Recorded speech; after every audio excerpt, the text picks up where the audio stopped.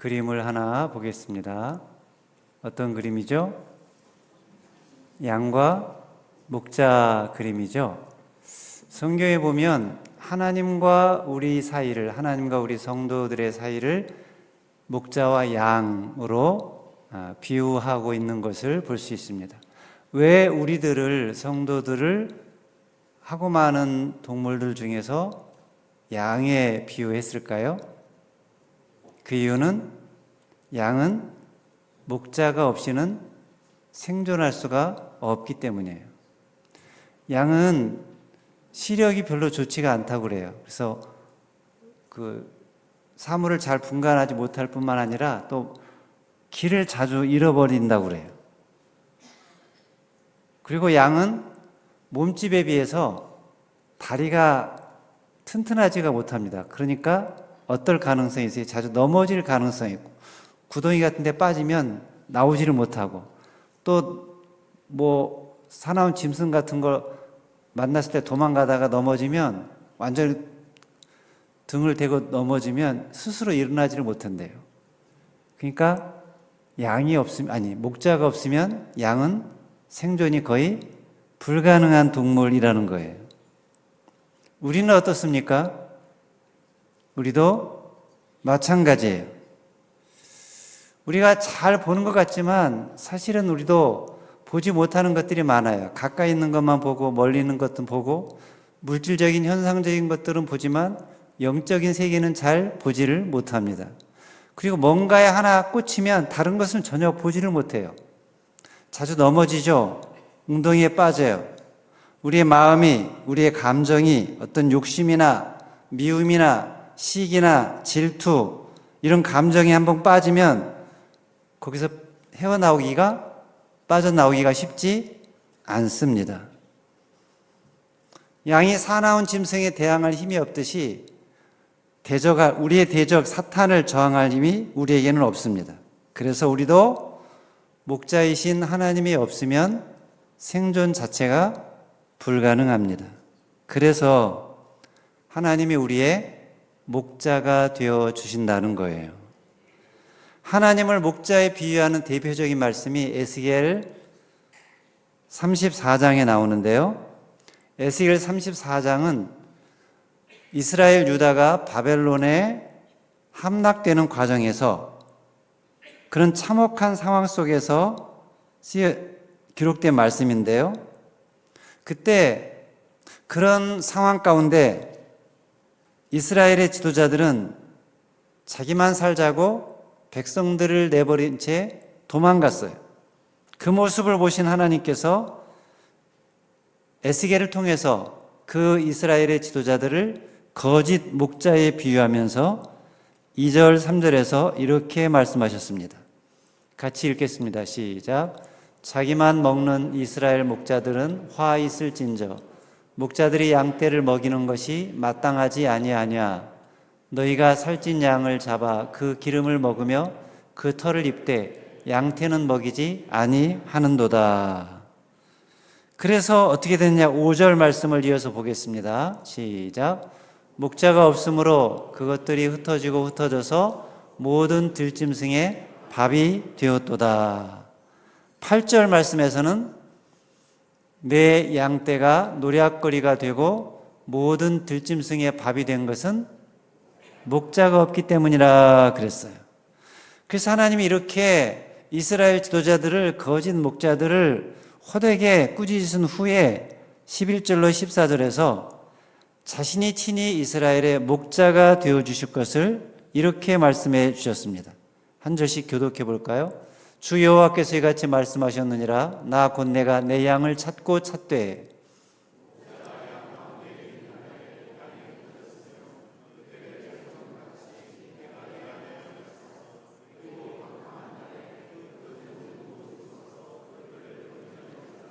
내가 그것들을 만민 가운데서 끌어내며 여러 백성 가운데서 모아 그 본토로 데리고 와서 이스라엘 산 위에와 시냇가에와 그 땅 모든 거주지에서 먹이되 그것들이 그곳에 있는 좋은 우리에 누워 있으며 이스라엘 산에서 살진 꼴을 먹으리라.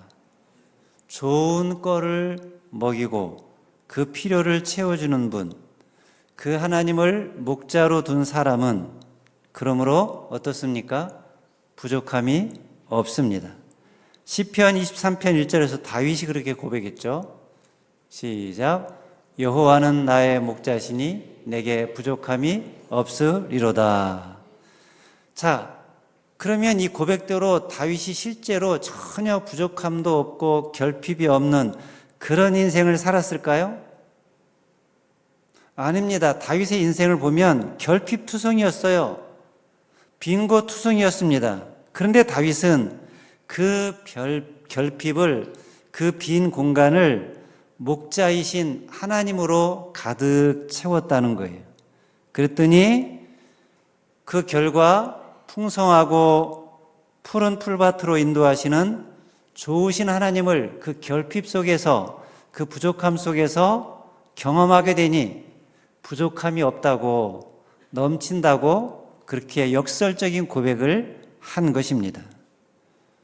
이렇게 하나님이 우리의 부족과 결핍을 채워주는 목자가 되셨듯이 하나님은 우리가 세상 사람들에게, 다른 사람들에게 이런 목자가 되기를 원하십니다. 이 세상에서, 가정에서, 일터에서, 사회에서 길을 잃어버린 양들, 그 영혼들을 푸른 초장과 쉴만한 물가로 인도하는 따뜻한 마음을 가진 목자, 그런 목자가 되기를 바라십니다. 제자들을 부르신 것도 왜 예수님이 제자들을 부르셨나? 또 주님을 모른다고 부인까지 했던, 배신했던 베드로를 다시 부르신 것도, 부르셔서 네가 나를 사랑하냐고 세 차례나 반복해서 물으신 것도 다 목자가 되라는 말씀이었어요. 그러니까 부인한, 배반한 베드로를 다시 불러서 회복시켜 주신 것은 그가 훌륭해서가 아니라 3년간 제자 훈련을 시킨 것이 아까워서가 아니라 양을 위해서였다는 거예요. 길 잃은 양, 병든 양, 아픈 양, 외로운 양, 그 양들을 예수님 대신 돌보라고, 그 양들을 예수님 대신 섬기라고, 그 목적으로 베드로를 다시 부르셨다는 것입니다. 그 목적으로 그의 잘못을 용서하시고 그 목적으로 그를 다시 품어 주셨다는 것입니다. 내가 떠나면 이제는 네가 목자가 되어서 내 양을 먹이라, 내 양을 치라. 우리도 마찬가지예요. 하나님께서 우리를 부르신 것은, 우리를 성도로 부르시고 직분자로, 교사로, 순장으로 이런저런 모양으로 부르신 것은 목자가 되라는 거예요. 우리가 잘나서 똑똑해서, 우리가 믿음이 좋아서 우리를 그런 자리에 부른 것이 아니에요. 우리에게 잘못이 있고 연약함이 있고 허물이 있음에도 불구하고 벌하지 않고 기다려 주셨어요. 이유는 뭐냐? 다 누구 때문이라는 것입니까? 양 때문이라는 거예요. 내 양을 먹이라고, 내 양을 먹이는 목자가 되라고 우리를 기다려 주셨다는 것입니다. 그럼 우리가 어떤 목자가 되어야 될까? 어떤 목자가 되어야 될까요? 하나님이 원하시는, 하나님 마음에 합한 목자가 되어야겠죠. 하나님이 원하시는, 하나님이 마음에 합한 목자는 어떤 목자일까? 오늘 본문 예레미야 3장 15절을 같이 읽겠습니다. 시작. 내가 또 내 마음에 합한 목자들을 너희에게 주리니 그들이 지식과 명철로 너희를 양육하리라. 자, 여기 보면 하나님 마음에 합한 목자들이 나와요. 하나님 마음에 합한 목자는 어떤 목자일까요? 하나님 마음에 합하지 않은 목자는 어떤 목자일까요? 하나님 마음에 합한 목자와 하나님 마음에 합하지 않은 목자는 차이가 뭘까요? 그것은 하나님의 뜻을 이루는 목자냐 아니면 자기 뜻을 이루는 목자냐의 차이입니다. 이 차이를 대조적으로 보여주는 사람이 다윗과 여로보암입니다. 다윗은 하나님 마음에 합한 사람이라고 그랬어요. 사도행전 13장 22절 말씀을 보겠습니다. 시작. 내가 이새의 아들 다윗을 만나니 내 마음에 맞는 사람이라. 내 뜻을 다 이루리라. 내 마음에 맞는 사람, 오늘 본문으로 하면 내 마음에 합한 사람, 그런 뜻이에요. 그가 어떻게 한다고요? 내 뜻을, 하나님의 뜻을 이루리라 그랬어요. 그러니까 다윗은 하나님의 뜻을 이루는 사람이었다는 거예요. 그래서 그가 하나님 마음에 합한 사람이라 그랬어요. 자, 그렇다면 여로보암은 어떻습니까? 여로보암은 하나님 마음에 합한 사람이 아니었어요. 하나님 마음에 합하지 않은 사람이었어요. 왜냐? 하나님의 뜻을 이루는 사람이 아니라 자기 뜻을 이루는 사람이었기 때문이에요. 열왕기상 12장 28절로 30절 말씀을 보겠습니다. 한 절씩 교도할까요? 이에 기획하고 두 금송아지를 만들고 무리에게 말하기를 너희가 다시는 예루살렘에 올라갈 것이 없도다. 이스라엘아, 이는 너희를 애굽 땅에서 인도하여 올린 너희의 신들이라 하고. 같이 읽습니다. 이 일이 죄가 되었으니 이는 백성들이 단까지 가서 그 하나에게 경배함이더라.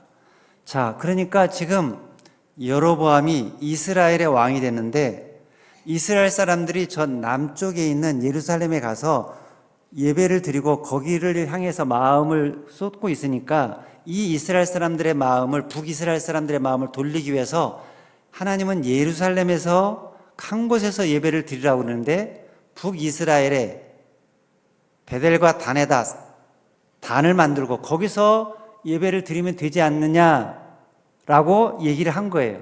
참 기가 막힌 좋은 놀라운 제안인 것 같잖아요. 근데 그것만 한 것이 아니에요. 열왕기상 12장 31절도 보겠습니다. 시작. 그가 또 산당들을 짓고 레위 자손이 아닌 보통 백성으로 제사장을 삼고, 제사장은 레위인 족속, 레위인들 중에서만 되어야 되는데 아무 사람이나 제사장 되게 했다는 거예요. 이것도 어떻게 보면 굉장히 혁신적인 그런 사고 같잖아요.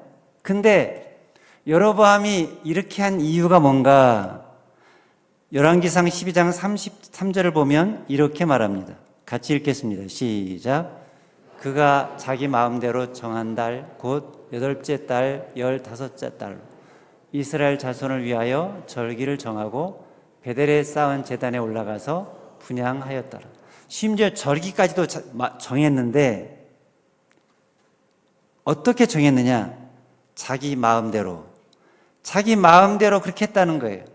자기 생각대로, 자기 마음대로.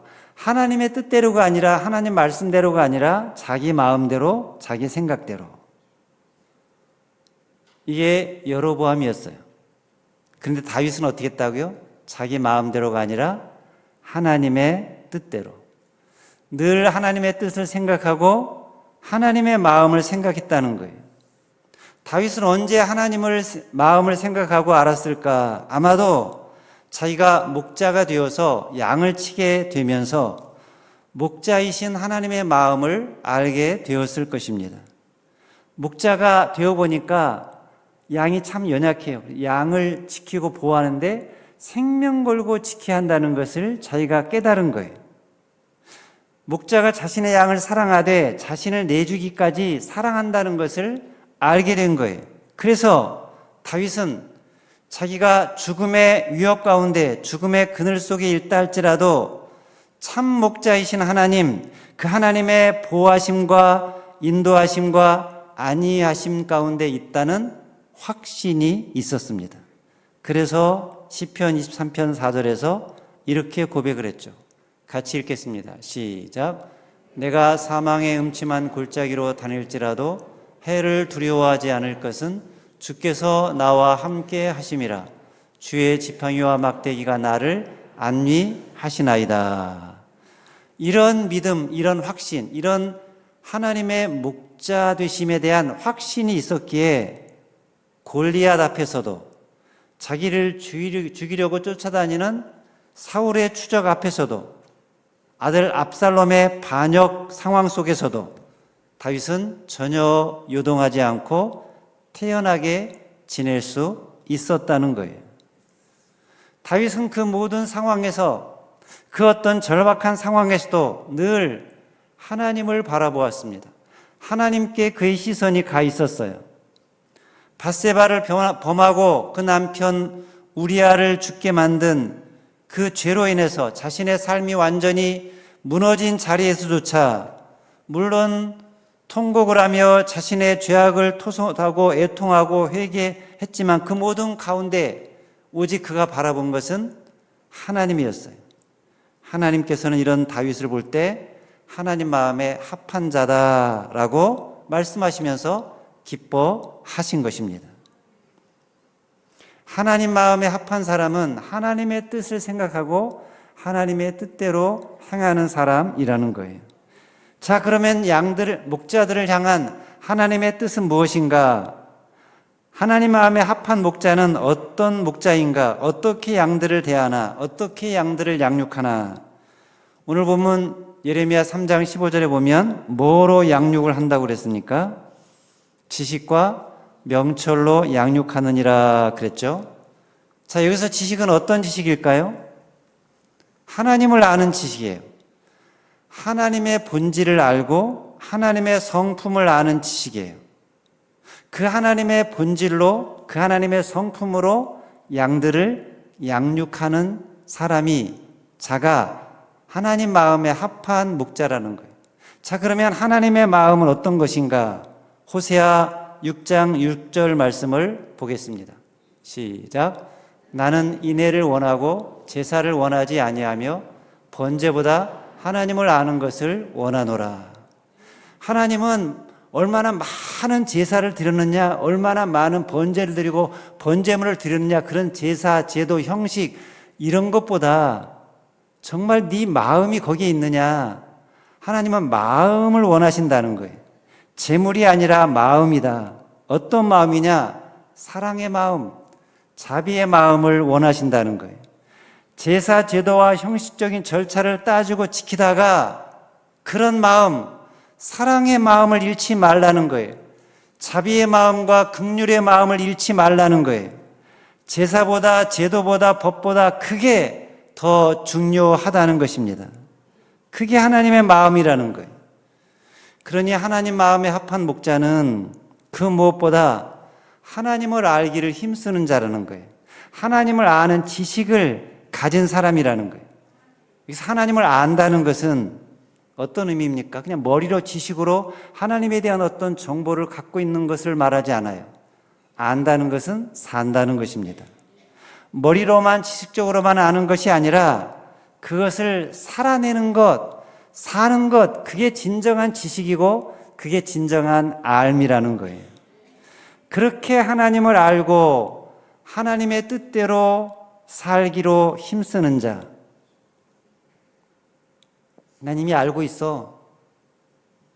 이미 알고 있다고 자만하지 않고 늘 날마다 새롭게 말씀 속에서 하나님을 다시 만나고 하나님의 임재를 경험하고 하나님의 성품을 맛보아 알아가는 자, 그리고 그 성품에 맞게 사는 자, 그가 하나님 마음에 합한 목자라는 것입니다. 그게 참 지식이라는 거예요. 명철은 뭔가? 명철은 히브리어로 사칼이라고 하는데요, 영어 성경에 보니까 understand라고 나와 있습니다. understand가 뭐죠? 이해죠, 이해. 하나님 마음에 합한 목자는 하나님에 대한 지식만 있어서는 안 되고 사람들을, 양들을 진정으로 understand, 이해하는 마음을 가져야 한다는 거예요. 여러분, 상대방을 이해하려면 내가 어디에 서야 됩니까? 그 상대방 위에 서면 됩니까? 상대방 위에 서면 내가 그 상대방을 잘 이해할까요? 옆에 서면 될까요? 어디에 서야 합니까? 아래. 그래서 이해, 언더스탠드가 뭐예요? 언더, 아래, 스탠드, 서다. 그런 말이잖아요. 그때 진정한 이해가 생긴다는 거예요. 누군가를 진정으로 이해하기 위해서는 그의 아래에 서야 한다는 거예요. 그래야 진정으로 그를 이해할 수 있다는 것입니다.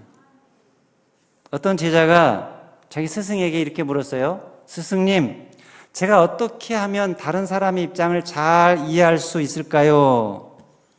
스승이 가만히 있다가 제자에게 말했습니다. 일어나서 저 창가 쪽으로 가봐라. 창가 쪽으로 갔는데 창문이 있고 유리창이 있고 그 옆에 거울이 하나 있었어요. 먼저 창문을 보아라. 창문으로 밖을 보아라. 그랬더니 제자가 밖을 봅니다. 스승이 묻습니다. 뭐가 보이냐? 어떤 아주머니가 아들을 이렇게 손을 잡고 걸어가는 모습이 보입니다. 그럼 이번에는 거울을 보아라 그랬어요. 뭐가 보이느냐? 제 모습만 보입니다. 아무도 보이지 않고 제 모습만 보입니다. 그 말을 듣고 스승이 제자에게 한 가르침을 줍니다. 제자야, 똑같은 유리인데 어째서 유리창을 통해서만 다른 사람들의 모습을 볼 수 있고 거울을 통해서는 다른 사람들의 모습은 보이지 않고 자기 모습만 보는 것이겠느냐? 이유가 뭐냐? 이유가 뭡니까? 왜 유리창을 통해서는 다른 사람들의 모습을 다 보는데 거울을 통해서는 자기 모습밖에 보지 못하는 것일까요? 이유가 뭐예요? 거울 뒤에는 은칠이 되어 있기 때문이란다. 네가 다른 사람을 제대로 바라보고 그들의 입장을 이해해 주기 위해서는 먼저 내 마음에 있는 은칠을 벗어버려야 하느니라. 마음이 투명해져야 다른 사람을 제대로 이해해 줄 수 있는 거란다. 내 입장, 내 생각, 내 감정을 내려놓아야, 그래야 진정으로 상대방을 제대로 보고 이해할 수 있다는 거예요. 그러니까 내 마음에 있는 편견의 은칠, 그것을 벗기고 내 감정의 은칠을 벗기고 내 마음을 비울 때 비로소 다른 사람을 제대로 볼 수가 있고 다른 사람의 입장을 진정으로 이해해 줄 수 있다는 것입니다. 자, 그래서 시어머니는 누구의 입장에서 생각해 보아야 돼요? 며느리 입장에서. 며느리는요? 시어머니 입장에서. 남편은 아내 입장에서. 아내는 우리는 이렇게 잘 알고 있어요. 근데 현실에서는 내 입장에서 보려고 하는 게 좀 문제죠. 그럼 이해가 안 된다는 거예요. 내 입장이 아니라 상대방 입장으로. 그러면 고부 갈등, 부부 갈등 생기지 않지 않겠습니까? 그죠? 부모 자식 간에도 형제 간에도 마찬가지입니다. 어떻게 하라고요? 늘 상대방의 입장에서 보라. 그의 밑에서 서라라는 거예요. 우리 하나님이 그러셨잖아요. 우리 하나님은 저 하늘 높은 곳에서 계시면서 그냥 땅에 있는 아랫사람들을 내려다보면서 그 땅에서 올라오는 보고나 받으시고 결제나 하시는 내가 너희를 사랑한다 위해서 그렇게 말씀하시는 분이 아니잖아요. 하나님은 친히 하늘 보좌를 버리시고 자기 하나님 되신도 버리시고 이 땅에 내려오셔서 사람이 되셨어요. 사람과 똑같이 고난을 당하시고 인간의 고통과 아픔을 체휼하셨습니다. 제자들을 대하실 때도 그들을 위해서 명령하고 지시만 하지 않았어요. 그 앞에 오히려 무릎을 꿇고 제자들의 발을 씻겨 주셨습니다. 그리고 뭐라고 그랬어요? 너희도 이렇게 하라는 거죠. 너희도 이렇게 다른 사람을 대하라는 거예요. 물론 여러분들 가운데 이미 그렇게 행하는 분도 있을 것입니다. 순장님들 가운데 이미 그렇게 본을 보여주는 분도 있을 거예요. 종종, 가끔씩. 그러나 이제는 어쩌다 한 번이 아니라 종종이 아니라 늘 그렇게 살자는 거예요. 나에게 맡겨주신 사람들, 가족이든 형제든 교우든 순원이든 직원이든 그들을 하나님이 나에게 맡겨주신 양이라고 생각하고 그들에게 참 목자로서 참 목자 되신 예수님을, 예수님의 마음을, 예수님의 성품을 보여주는 자가 되자는 것입니다. 어떻게 해요?